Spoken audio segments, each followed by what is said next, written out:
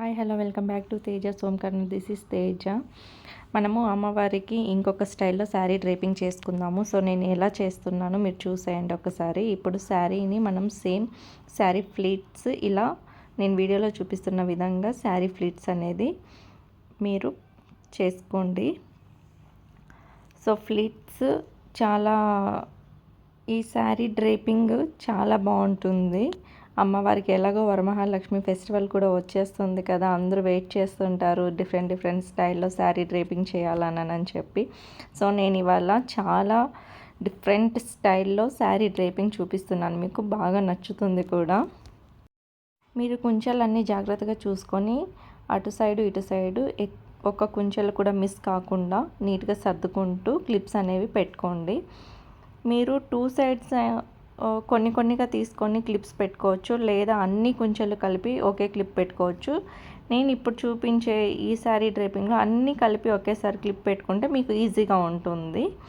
నేను జస్ట్ ఇలా వీడియో కోసమని కొన్నిగా తీసుకొని క్లిప్స్ పెట్టి చూపిస్తున్నాను. కానీ అలా క్లిప్స్ పెట్టుకున్న తర్వాత మీరు లాస్ట్లో అన్నీ ఒక్కొక్కటిగా సర్దుకొని లాస్ట్లో అటు సైడ్ ఒక క్లిప్ ఇటు సైడ్ ఒక క్లిప్ పెట్టుకోండి. ఈ వీడియోలో చూపిస్తున్న విధంగా కుంచెలన్నీ నీట్గా సర్దుకోండి. కుంచెలు మిస్ అవుతే శారీ డ్రేపింగ్ అనేది మనకు బాగా రాదండి. సో వీడియోలో చూపిస్తున్న విధంగా అటు సైడు ఇటు సైడు కుంచెల దగ్గర కొంచెం ఎక్కువ టైం పడుతుందండి, కొంచెం ఓపిక సర్ది పెట్టుకోండి. యాక్చువల్లీ వరమహాలక్ష్మి పండుగ రోజు మీరు ఎవరెవరైతే శారీ డ్రేపింగ్ చేయాలని అనుకుంటున్నారో వాళ్ళు ఒక్కరోజు ముందే శారీ డ్రేపింగ్ చేసుకొని పెట్టుకొని మార్నింగ్ మీరు శారీ డ్రేపింగ్ చేసుకోవచ్చు. లేదు విడిగా కలశం పెట్టుకుంటాము, శారీ డ్రేపింగ్ వేరే చేస్తాము అని అనుకునే వాళ్ళైతే శారీ డ్రేపింగ్ నైటే చేసేసుకోవచ్చు.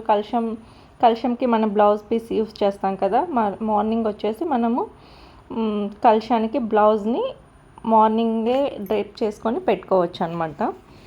సో మీరు టూ స్టైల్స్లో చేసుకోవచ్చు. ఇప్పుడు మనము పళ్ళు పార్ట్కి వచ్చేస్తే మనం పైట ఎలా వేసుకుంటాము అలానే కుంచెలు పట్టుకుంటున్నాను. ఇక్కడ కూడా ఆ శారీ మొత్తం హాఫ్ ఫోల్డ్ చేసి కుంచెలు పట్టుకుంటున్నానండి. ఇప్పుడు ఒక క్లిప్ పెట్టేసుకోండి. నేను ఇక్కడ ఒక 3 క్లిప్స్ యూస్ చేశాను. నాకు ఒక 4-5 కుంచెల దాకా వచ్చాయి పైట కుంచెలు. సో మీరు కూడా చూసి మీకు ఎన్ని కుంచెలు కావాలో మీరు ఎన్నైతే పెట్టుకోగలరో చూసి పెట్టుకోండి. సో ఇలా కుంచెలు పెట్టేసుకున్నానండి. ఇప్పుడు మనము అమ్మవారికి శారీ డ్రేపింగ్ చేద్దాము. నేను ఇక్కడ ఒక టేబుల్ వేసాను, ఆ టేబుల్ పైన ఇంకొక చిన్న టేబుల్, దానిపైన ఇంకొక చిన్న టేబుల్ వేసి మన పోపులు వేసుకునే బాక్స్ ఉంటుంది కదా, ఆ బాక్స్ పెట్టుకున్నాను. ఇప్పుడు శారీని హాఫ్ ఫ్రంట్కి హాఫ్ బ్యాక్ వేసుకోవాలండి. ఏం చేయాల్సిన అవసరం లేదు, హాఫ్ ఫ్రంట్కి వేసుకోవాలి, హాఫ్ బ్యాక్ వేసుకోవాలన్నమాట. ఇప్పుడు ఫ్రంట్ ఇవన్నీ కుంచెలన్నీ సర్దేసుకోండి.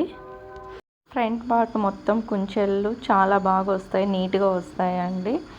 సో మీరు ఇలా చూసుకొని కుంచెలన్నీ సర్దుకోండి. ఇది వైట్ కలర్ మనం క్లాత్ ఏదైతే చుట్టామో టేబుల్కి, ఆ టేబుల్ మొత్తం కవర్ అయ్యేలాగా నీట్గా ఈ కుంచెలన్నీ సర్దేసుకోండి.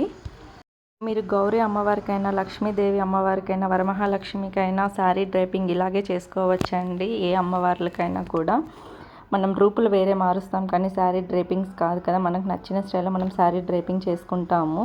సో అలాగే నా వీడియోస్ కనుక మీకు నచ్చితే లైక్ చేయండి, షేర్ చేయండి, కమెంట్ చేయండి. ఎవరికైనా అవసరం ఉందనుకుంటే షేర్ చేయండి.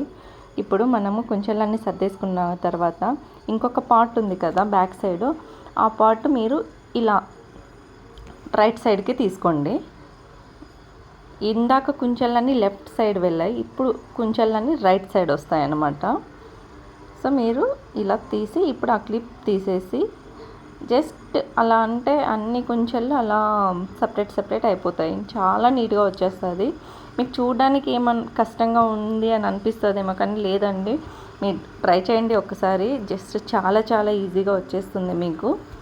సో ఇలా కుంచెలన్నీ ఒకటేసారి నీట్గా స్ప్రెడ్ చేసేసుకోండి. చూసారా ఎంత బాగా కనిపిస్తున్నాయో. ఇక్కడ కొంచెం ముడతలు పడ్డాయి కదా, అందుకోసమని అలా లాగుతున్న శారీని. ఇప్పుడు మనకు ఆ బాక్స్ పైనకి సరిపోయే ప్లేట్ ఇత్తడిదో లేకుంటే రాగిదో అలాంటిది వాడండి, స్టీల్ ప్లేట్స్ వాడకండి. ఇప్పుడు కలశం చెమ్ము పెట్టుకోవాలి ఆ ప్లేట్ పైన.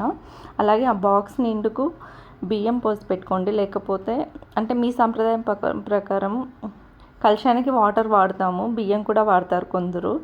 బట్ బాక్స్ మనకు వెయిట్ పట్టుకోవాలి కాబట్టి బియ్యం పోసుకోండి. లేదంటే బియ్యమే కాదు, గోధుమలు ఇలాంటివి ఏమన్నా ధాన్యాలు ఉంటాయి కదా, అలాంటివి నింపి పెట్టుకోవచ్చండి. ఇప్పుడు ఈ పైటను కూడా ఇలా రైట్ సైడ్ నుంచి తీసుకొని మళ్ళీ ఫ్రంట్ సైడ్కి ఆ పార్ట్ పైటని వేసాను. ఒక వడ్డానం కట్టేసుకుందాం అమ్మవారికి. ఇప్పుడు టెంకాయని కలశంలో ఏర్పాటు చేసుకున్న తర్వాత అమ్మవారికి ముఖవాడాన్ని ఏర్పరచుతున్నాను, ఫేస్ని అమర్చుతున్నాను. అలాగే అమ్మవారికి మీ దగ్గర ఉన్న నగలన్నీ వేసి అందంగా అలంకరించుకోండి. మనం ఎంత బాగా అలంకరించినా ఏది చేసినా ఇది గొప్పలకి పోయి చేయాల్సిన అవసరం ఏం లేవండి.